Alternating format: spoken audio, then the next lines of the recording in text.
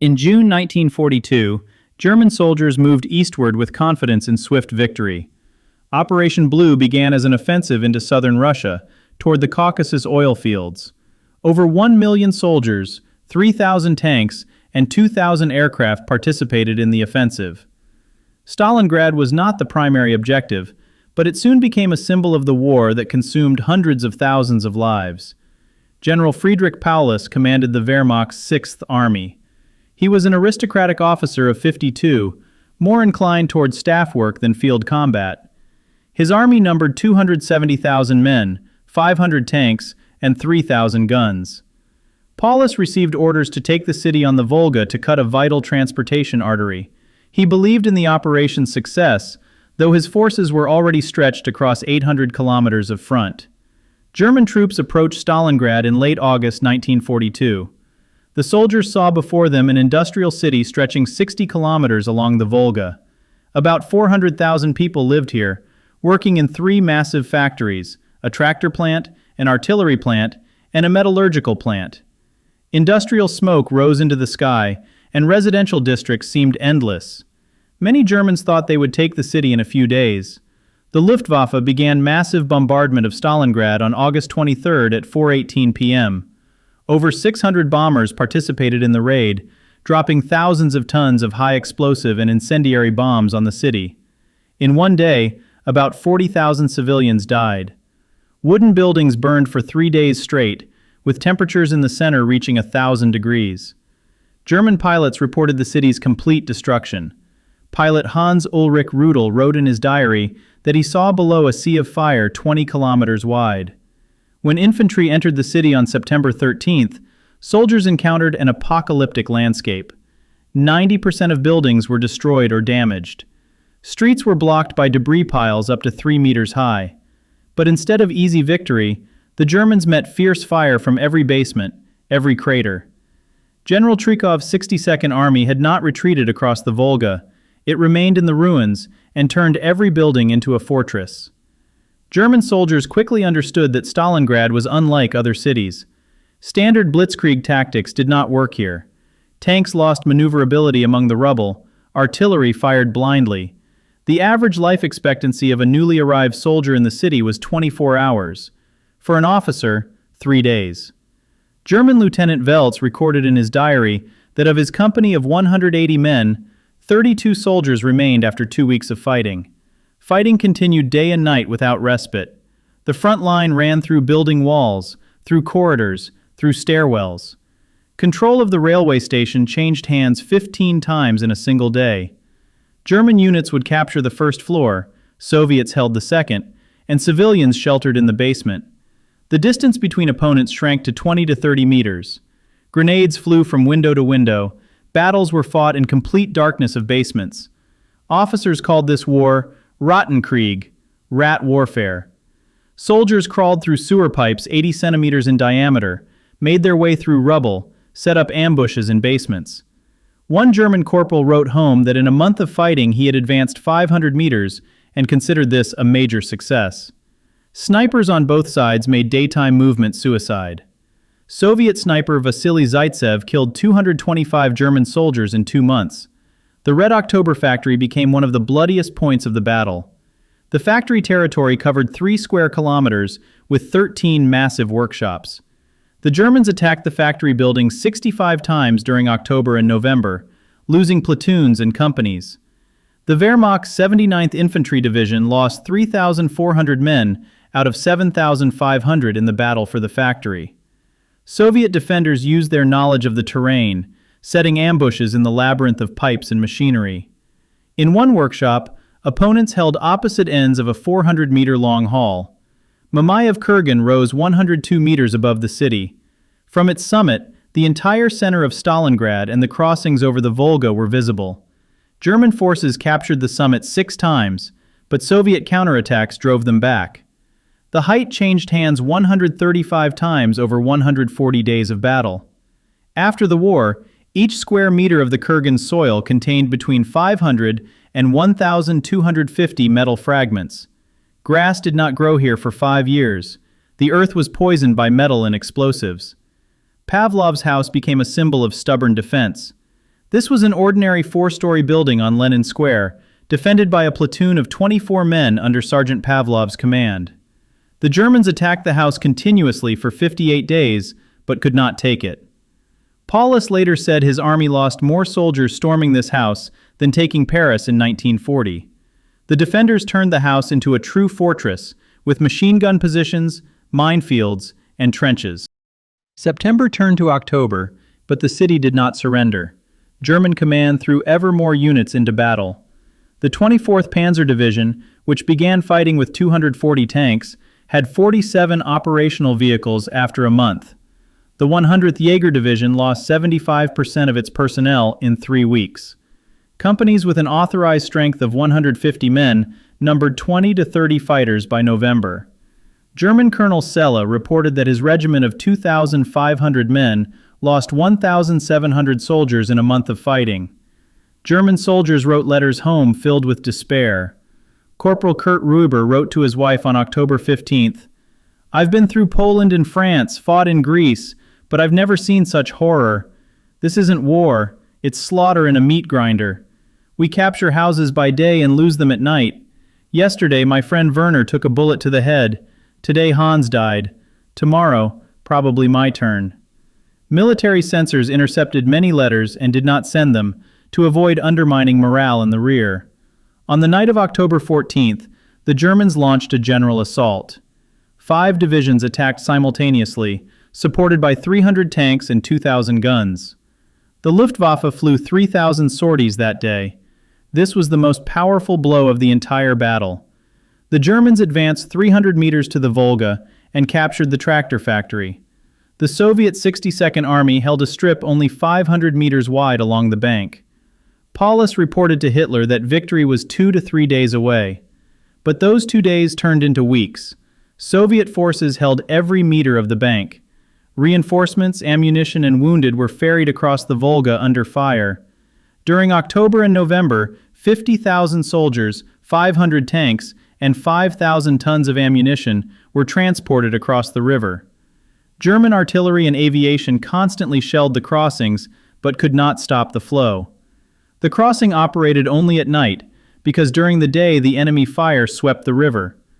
By November, German forces controlled 90% of the city, but could not take the last 10%. A narrow strip of bank 25 kilometers long and 250 meters to 1 kilometer wide remained in the defenders' hands. The 6th Army was exhausted to the limit. The 94th Infantry Division had 535 men in ranks out of an initial 12,000. In the 79th Division, 180 combat-ready soldiers remained. Officers reported that the troops were no longer capable of offensive action. Paulus constantly requested reinforcements, but there were no reserves. Army Group B Command promised to send 3 divisions, but they were stuck in the steppes under constant partisan attacks. Field Marshal von Weichs reported the critical situation to Hitler, but the Führer demanded taking the city at any cost. Stalingrad became a matter of prestige for both sides. Hitler publicly declared that a German soldier would never leave a place he had captured. The flanks of the German grouping near Stalingrad stretched 400 kilometers. They were held by 3 Romanian armies of 75,000 men each, 1 Italian army of 200,000 men, and Hungarian units. These allies were more poorly armed and trained. A Romanian infantry division had 11,000 soldiers compared to 17,000 in a German division. Romanians had 6 anti-tank guns per division. Germans had 72. German officers serving as advisors to the Allies constantly reported on the low combat readiness of these forces. Soviet intelligence knew by November the exact disposition of Romanian positions and the weakness of their defenses. The General Staff developed Operation Uranus, a grandiose plan to encircle the entire Stalingrad grouping.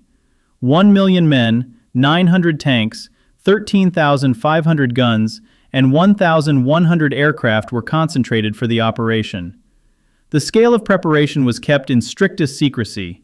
Troops moved only at night. Tanks were camouflaged as haystacks. Communications were encrypted. On the morning of November 19th at 7:30 a.m., Soviet artillery opened hurricane fire on Romanian positions north of Stalingrad. 3,500 guns and mortars unleashed a torrent of metal on the defenses. The bombardment lasted 80 minutes. German Colonel Adam, positioned with Romanian units, wrote that the earth shook as in an earthquake. After 90 minutes, the Romanian front along 20 kilometers ceased to exist. Soldiers fled, abandoning weapons and equipment. 3 Soviet tank corps, 250 T-34 tanks, poured into the breach. They moved south at 30 kilometers per hour, sweeping away everything in their path. German reserves tried to close the gap, but reserves were too few. The Wehrmacht's 48th Panzer Corps had only 50 tanks against 250 Soviet ones. By the evening of November 19th, Soviet forces had advanced 40 kilometers into German defenses. On November 20th at 10 a.m., Soviet forces struck a second blow south of Stalingrad. The 6th Romanian Army and elements of the 4th Romanian Army defended here, about 75,000 men total. Artillery preparation was shorter, 45 minutes, but no less powerful. 2,000 guns turned the front line into a lunar landscape. Romanian defenses collapsed in 2 hours. Soviet tank units moved north to meet forces advancing from the north. 2 powerful spearheads moved toward each other at March speed. The distance between them decreased with each hour. On November 21st, they were 100 kilometers apart. On November 22nd, 40 kilometers.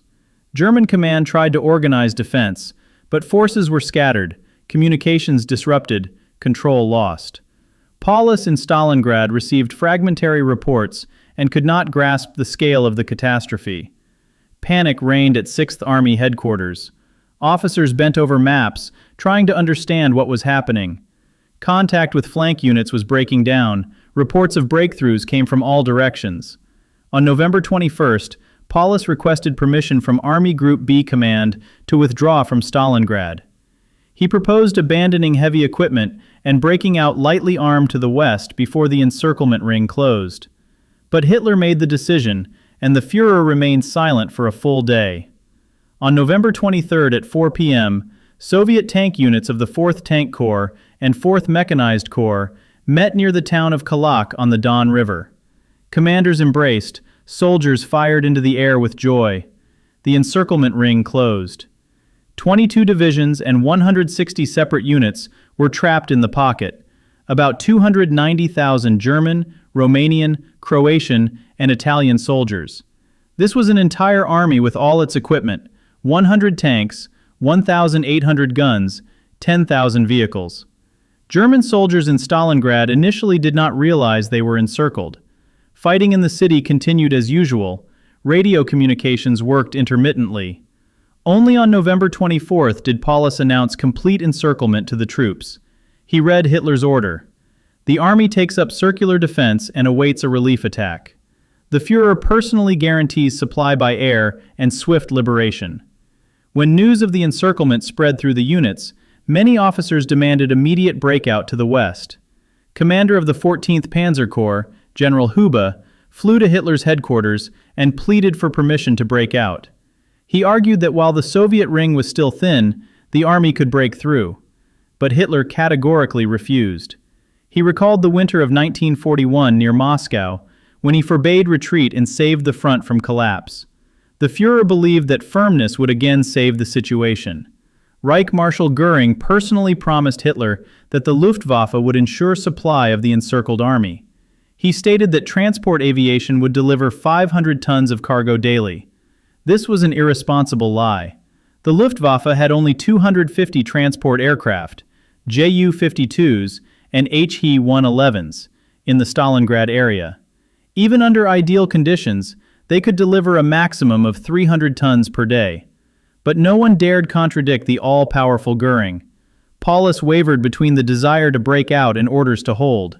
His chief of staff, General Schmidt, urged obedience to the Führer. On November 24th, Paulus decided to remain in the pocket and await help. This decision condemned 290,000 men to death and captivity.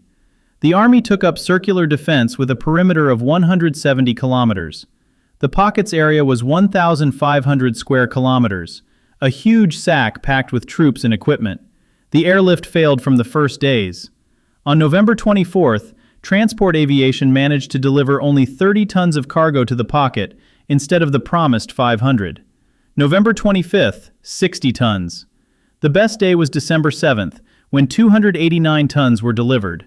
But there were only 3 such days during the entire encirclement period. Average daily delivery was 94 tons.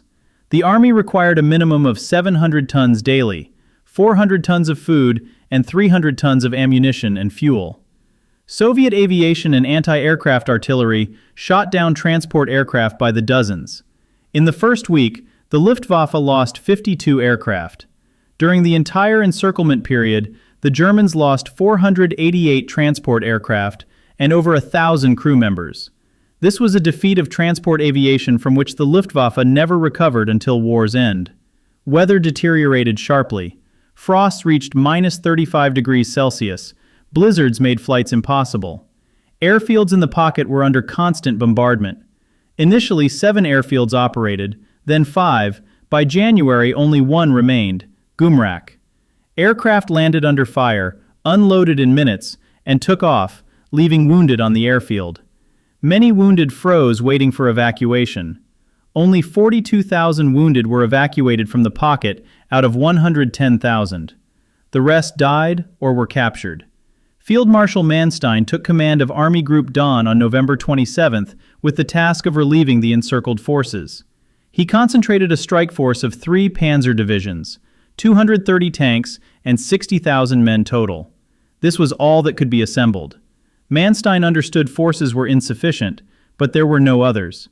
The Wehrmacht was stretched on a front from Leningrad to the Caucasus. December brought frosts to -30°C. German soldiers had no winter uniforms. Warehouses with sheepskin coats and felt boots remained outside the encirclement ring. In the pocket were summer tunics, light overcoats, and boots. Soldiers wrapped their feet in rags, newspapers, straw, anything that gave even a little warmth.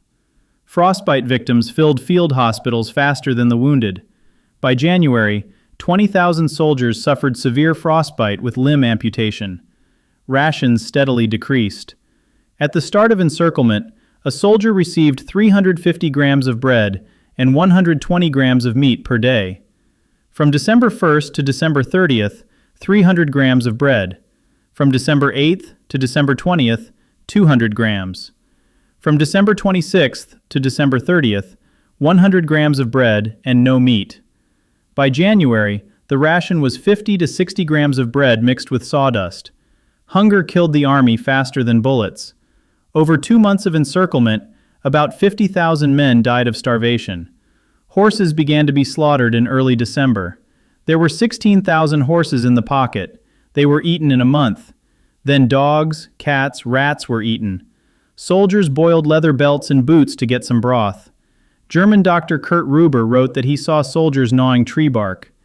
Emaciated men could not attack, could not hold defense. Sentries fell asleep on duty and froze to death. On December 12th, Manstein launched Operation Winter Storm. The strike force under General Hoth's command struck from the Oksai River line, 120 kilometers from the pocket. On the first day, the Germans broke through Soviet defenses and advanced 20 kilometers. December 13th, another 15 kilometers. Tanks of the 6th Panzer Division pushed forward, crushing resistance. In the pocket, they heard artillery and spirits rose. In the first 3 days, Hoth's group covered 45 kilometers. 75 kilometers remained to the pocket. On December 18th, Manstein sent Paulus a radiogram with the code word "Thunderclap." This was the signal to begin breaking out to meet them. Manstein ordered Paulus to begin Operation Winter Tempest, a breakthrough southwest with all Army forces. The distance had shrunk to 48 kilometers, which could be covered in 2 days. But Paulus had not received official orders from Hitler to break out. The Führer demanded holding Stalingrad and waiting until Manstein's group reached the city. Paulus did not dare act independently. His army had fuel for 30 kilometers of movement, and it was 48 kilometers to Manstein's group. Only 40 operational tanks remained in the pocket out of the initial 100. Soldiers were exhausted. Many could not walk. On December 19th, Soviet command transferred the 2nd Guards Army against Hoth's group, fresh 90,000 soldiers with 200 tanks. The German offensive stalled 40 kilometers from the pocket. Hoth's group lost half its tanks. 115 vehicles remained.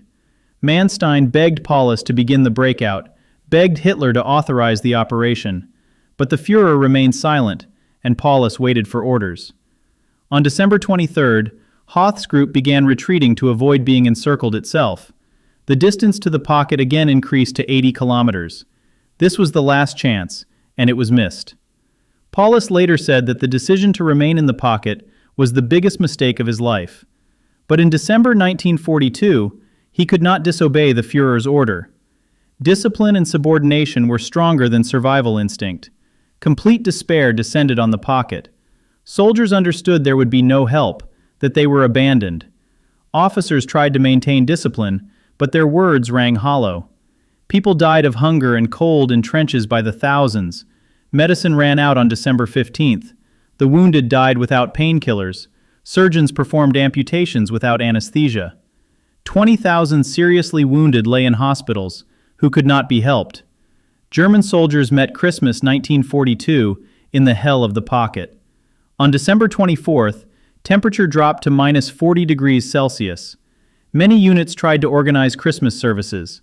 Pastor Altman conducted a service in the basement of a destroyed church for 200 soldiers. Artist Kurt Ruber drew in charcoal on the back of a Soviet map an icon of Madonna and Child with the words, "Light, Life, Love." This Stalingrad Madonna became a symbol of the encircled suffering. Soldiers thought of home, of families, of warm rooms and holiday tables. Corporal Helmut Wels wrote his wife a final letter on December 24th. "My dear Greta, I'm meeting this Christmas in hell. We're starving, freezing, dying. Around us only death and despair. If you receive this letter, it means the plane carried out the mail. If not, I've perished. I kiss you and the children. Forgive me for everything." Wels died January 3rd from a shell fragment. January 1943 began with a Soviet ultimatum. On January 8th, envoys brought a letter proposing honorable capitulation. German soldiers were guaranteed life, food, and medical care. Officers were allowed to keep sidearms. After the war, repatriation home was promised. Paulus wanted to accept the ultimatum, but Hitler categorically forbade it. The Führer declared that the Sixth Army would fight to the last bullet. On January 10th at 8:05 a.m., Soviet forces began Operation Ring, the final assault on the pocket. 7,000 guns and mortars opened hurricane fire. In 55 minutes, 250,000 shells and mines were fired at German positions.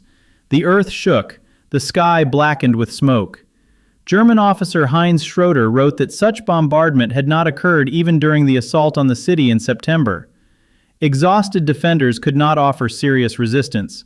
Many surrendered immediately, others fought to the last. Soviet forces methodically squeezed the ring.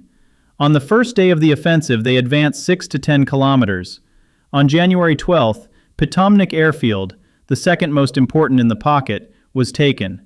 Now aircraft could land only at Gumrak. The pocket's area shrank daily. On January 10th, it was 1,400 square kilometers. January 15th, 700. January 20th, 300. January 25th, 100. Troops crowded in the center, losing the last strongpoints. There were already 70,000 wounded and sick. They lay in basements without help. Many simply froze on the streets. Doctors could do nothing. There were no medicines, bandages, anesthesia. On January 22nd, the last airfield, Gumrak, was lost. Now aircraft could only drop cargo by parachute, but most containers fell on Soviet territory or were destroyed. The airlift finally ceased to exist. The same day, Soviet forces stormed the village of Voroponovo, where the army's main warehouses were located. The Germans blew up 2,000 tons of ammunition and food so they would not fall to the enemy. On January 26th at 11:30 a.m., units of the 21st Army from the west and 62nd Army from the east met near Mamayev Kurgan. The encirclement ring was cut in half. The southern grouping found itself in the city center on an area of about 8 square kilometers. The northern grouping held the tractor factory area on 10 square kilometers. Communication between groupings was completely severed. Paulus was in the southern section with his staff in the basement of a department store on January 9th Square. His headquarters occupied 4 basement rooms of 50 square meters each. 30 officers worked here, commanding the army's remnants. Temperature in the basements held at -5 degrees Celsius. Kerosene lamps gave dim light. Communication with troops was by radio and through couriers. On January 30th, the 10th anniversary of Hitler's rise to power, the Führer promoted Paulus to the rank of General Feldmarschall. The radiogram arrived at 8 a.m. This was a cynical award. Hitler was hinting to Paulus that no German field marshal had ever surrendered. In all German history there had been 230 field marshals, and none had capitulated. Paulus was expected to shoot himself to preserve honor, but the general had no intention of committing suicide. On January 31st at 7:30 a.m., Soviet forces began storming the department store. A T-34 tank approached the entrance and aimed its gun. Paulus's adjutant emerged from the basement with a white flag. The assault ceased. At 10:45 a.m., Soviet officers descended into the basement. General Feldmarschall Paulus sat on a cot, unshaven and emaciated. He did not rise at the Soviet officer's appearance. When asked about capitulation, Paulus replied, "I surrender, but I will not sign orders for the remaining forces. That is not within my authority."